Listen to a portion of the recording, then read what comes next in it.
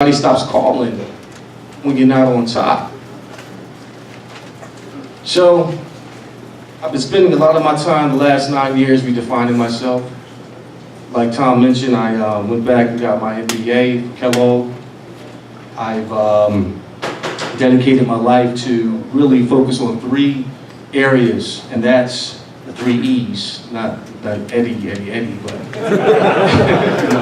it's education, entertainment, and entrepreneurship.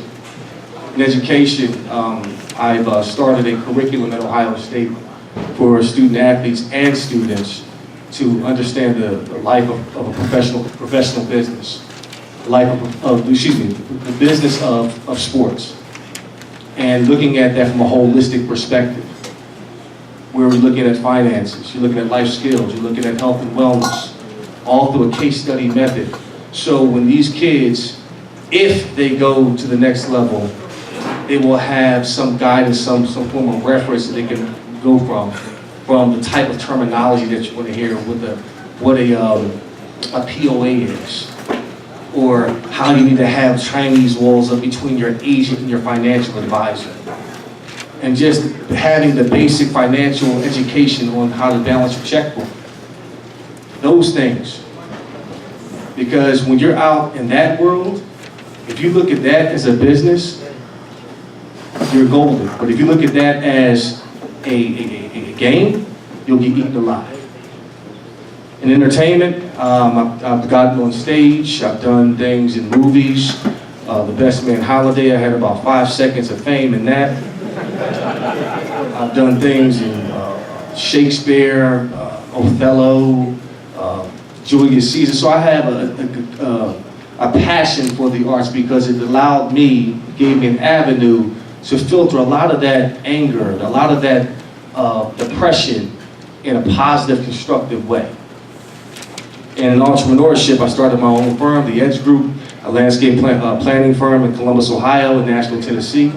And now I'm currently building a business in the financial industry, where I've teamed up with First Bank Financial Equity. They manage over $4.5 billion, and I'm looking to preserve the wealth of professional athletes. So that's my gift, my passion in life at this point in time. And before I answer any questions, I know you guys have some, I just want to say how I live my life. You know, you talked about my son, Jair, and his path, his journey. It's so gratifying to see him grow up before my eyes. I mean, he's my firstborn son. Not of my wife, but of a previous relationship. And it's been challenging to see him grow in gaps. And that's been tough, but we make it work. But to see him develop here at DeMatha and become the man that he's becoming, it's an amazing thing. Of all the things that I have experienced in my life and accomplished, watching that is amazing. But I operate off of 4 pillars in my life. It's the spiritual pillar, mental pillar, social pillar, and physical. I'll talk about one each individually. The mental pillar. What a man thinketh he is. Religious leader David O. McKay says, the greatest battles of our life are fought out daily in the silent chambers of our souls. Like I said, when I stopped the game, I was such in a dark place. I was bitter. I was angry. I was scared.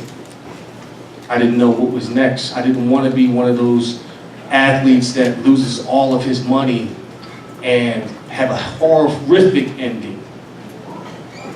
So I was looked in the face with that, so I had to seek out counseling to fight through that depression. So I use that this very day.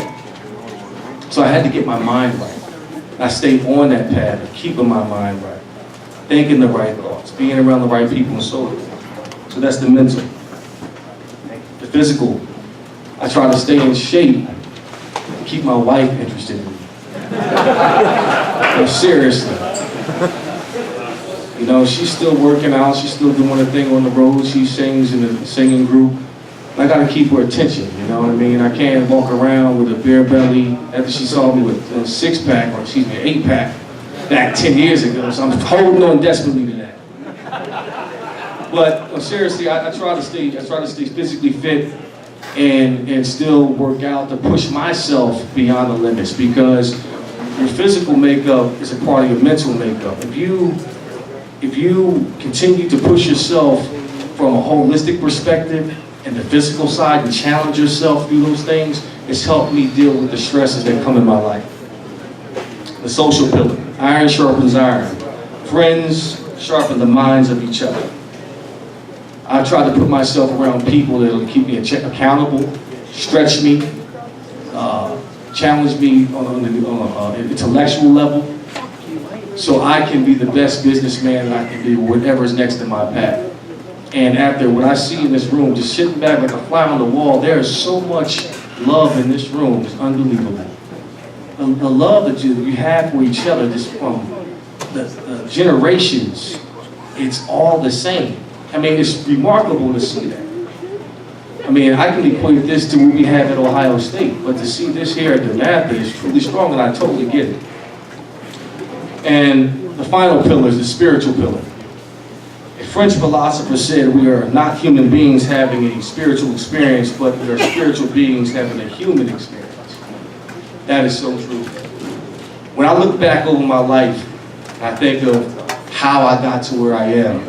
It was never on my own strength. It was by the grace of God.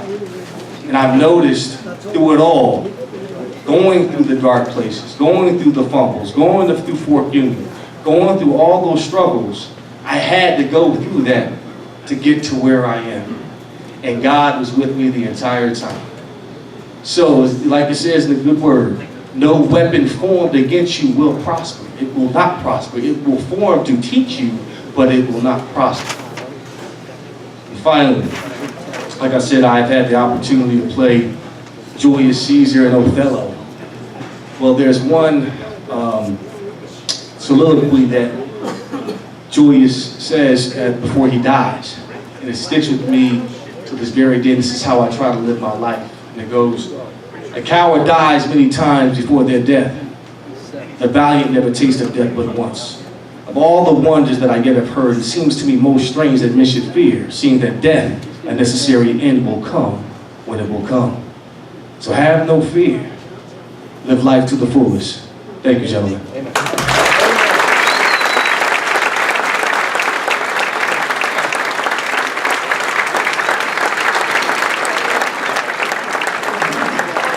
So we're just going to allow one or two questions here before we wrap up. So I'm sure somebody has a couple.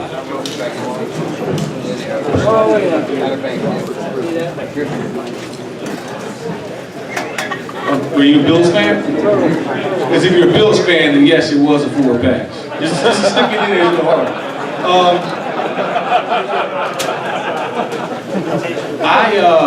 Yeah, it's talking about the Music City Miracle. I was, I was devastated.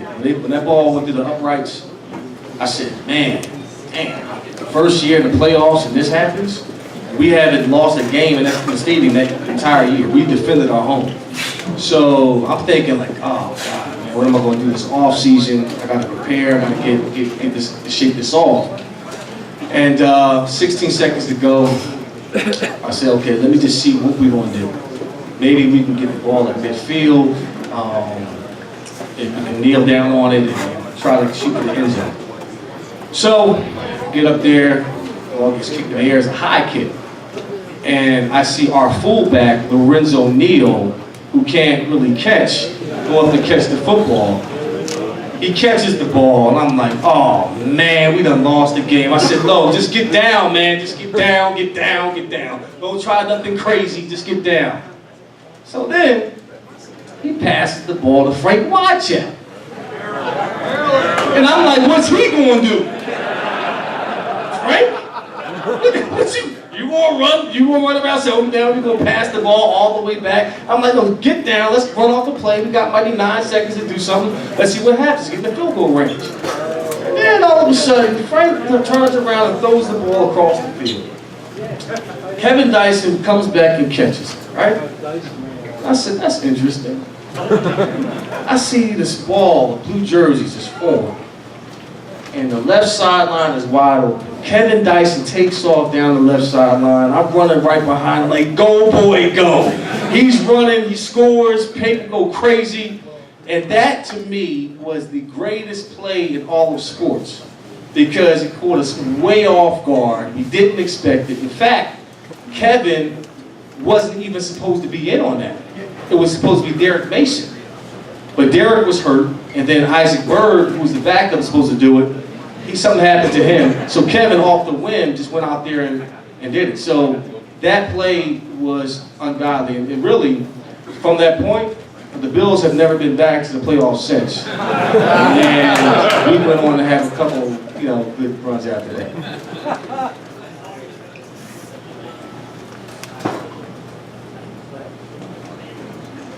You know what? It's tough to say who was my favorite. I think each coach has taught me something along the way. I would definitely say at Fort Union, a father figure for me was Mickey Sullivan, no doubt. He was very special in my life because I didn't have my father at that time. He challenged me on every level. I remember after the football season, he asked me what I was going to do as far as sports. I said, well, I might just try out for the wrestling team or play basketball. I said, no, that's not where you're going to live. You're going to live on the track. And he made me run the high hurdles, the 300 high hurdles. Yeah, you got to be a grown man to run that race. And I remember a few races I ran, I wasn't giving my entire effort. And I remember I fell over the hurdles one track meet. Everybody started laughing.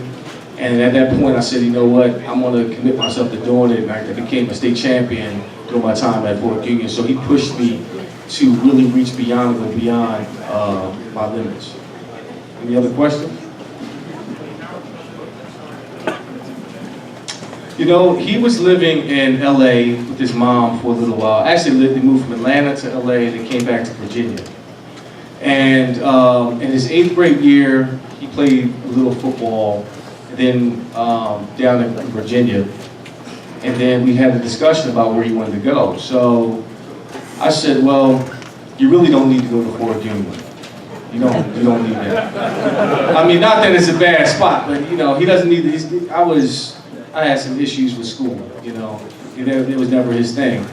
So he started looking around. I said, DeMatha is a really strong program. I know a lot of guys that have come out of there. And they're very successful on the field and off the field.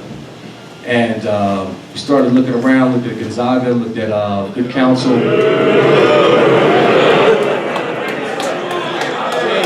It's a good ending to this. Did I get to the ending? It's a good ending. Trust me, it is. Mark my word, it is. It's good. Good Counsel. Carol. DeMatha. There you go. And we took a visit. Of course, his mother loved DeMatha. It was close by. I said, okay, let's go. And I talked to Scotty Graham. His son went here for a little while. I said, well, what do you think about DeMatha? He said, oh, hey, you know what? He's going to come out there a different man. And I'm not disappointed at all. So that's how it happens. Yeah. Last question.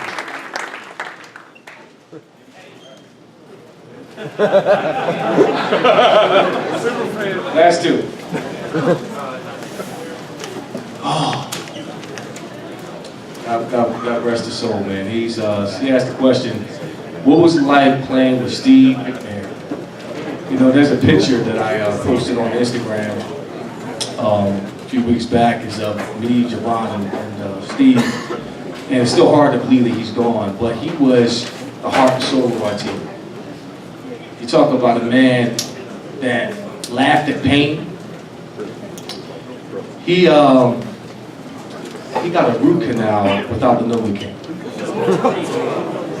No, I'm not joking. He was country strong. But of course, he was on that moonshine when he got it, so he had some the numbers. I mean, he's been trying for years to get me down to Mississippi and all that. But Steve was a pleasure to play with, man. He was a grown man. He played through a lot of pain, played hurt all the time, hardly practiced, and that inspired us to really play around him and play for him. You know, it was not just Steve, but Bruce Matthews, Javon Curse, and Brad Hopkins, all those guys. We were just a blue-collar team, you know, striving for something, and Steve led that. I'll never forget, he had a back surgery in the middle of the season, and he comes back, and we're playing the Pittsburgh Steelers, and he goes into the end zone back first, flips over and scores a touchdown and gets up like nothing's wrong. So when you see that, you're inspired to listen, man. You know what? If I got a hangnail, turf toe, broken ribs, sprained MCL, it doesn't matter. If I can run, I can play. And that was our mentality. I mean, those teams are really special back then. Last question.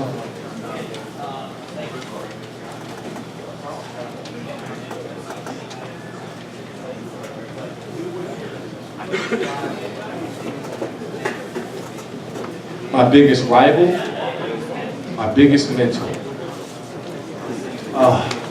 You know what? I'll start off with my biggest rival. My biggest rival, no, without a doubt, is 52. There's no secret about that. It was personal. Shit was personal. It was personal. Yeah, it was personal. And not in a like I'm a fight. Well, between the white lines, it was like that. But off the field, see, me and Ray, we go way back. We were out in LA one time, and this was like my senior year in college. He's coming out of Miami, and we met up at an agent's house at the time. We really didn't know each other. It was me, Terry Glenn, and Kenny Holmes and Ray. And we didn't say much, you know, we were just filling each other out and so forth. And so we started drinking some water and started to loosen up a little bit. And we would talk trash. So he was like, "Oh, Eddie, I'll smash your head." I'm like, "Boy, you're too small." You know? So we're going back and forth. And then we kept on drinking water and things got more interesting. We started to do thumb wrestling. So we tried to thumb wrestle each other. Then we got a paintball and tried to go out in the backyard and hit these paintballs with the tree. So we were always competitive. And just so happens we got drafted in the same conference. This was the old AFC Central, when you had Pittsburgh, Baltimore, us, Jacksonville, Cleveland, Cincinnati. And those defenses were no joke.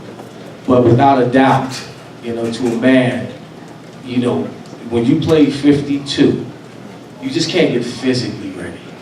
You got to get spiritually, emotionally ready for that, because it's 60 minutes plus, and it's a fist fight. It's a fist fight. We've had our battles, some classic battles. Oh, Memento, yeah. But not the big one. But that's all right, though. I mean, I'm really comfortable about where I am in my life with that. But my biggest mentor has to be my mom. No doubt about it. My mom, she, like I said, my father was the spark, my mom was the engine. She sacrificed a lot for me and my sister. And she didn't have a lot of money. And she saw the potential in me. And she worked several jobs to send me to Fort Union. Real quick, I mean, this is how my mother is. I didn't know this until recently. She sent me to Fort Union, she was paying it off. So here I am in the NFL, my second year. And she drove down to Fort Union and gave my head coach that final check. Didn't ask me, yeah. But